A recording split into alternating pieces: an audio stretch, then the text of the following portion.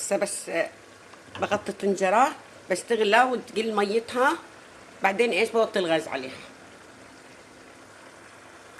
هاي حبايبي بعد ما استوت عندي زدتها كمان من الشوربة. هسه بدي احط معلقة صغيرة ماجي، وبدنا نحط بهارات.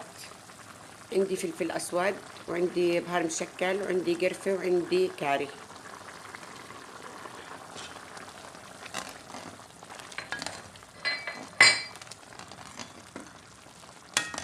ذاك القرفة مع الاكل.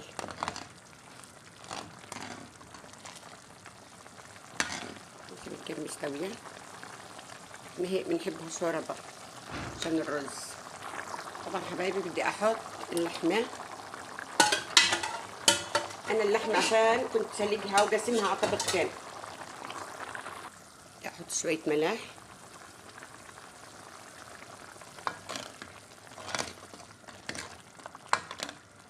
انا ما بحب الاكل مالح، يطلع دلع عادي بتدبر، بس لما يطلع مالح ما بتدبر. هسه حبايبي بطفي الغاز عليها قبل ما يستوي الرز. هيا حبايبي شايفين بعد ما تنشف الرز،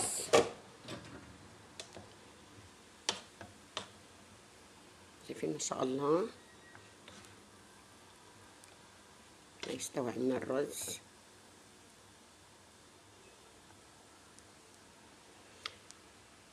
نفس المي اللي حطيتها قدامكم، شايفين ما احلاه، كل حبة بحبتها.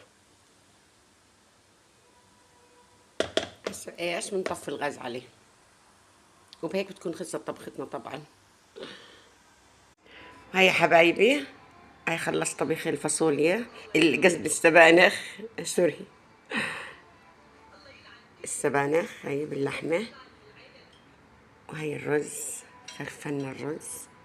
شايفين حبايبي، ولا أطيب ولا أسهل من هيك طبخة، ومفيدة وكتير زاكية.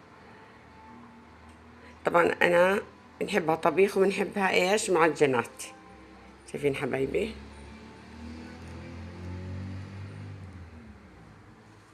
وبهيك حبايبي بخلص الفيديو تبعنا، وإن شاء الله بشوفكم في فيديو جديد. بس لا تنسوا دعم القناة والشير واللايك حتى يوصلكم من مطبخ بسبوس كل جديد. أترككم في رعاية الله. باي باي.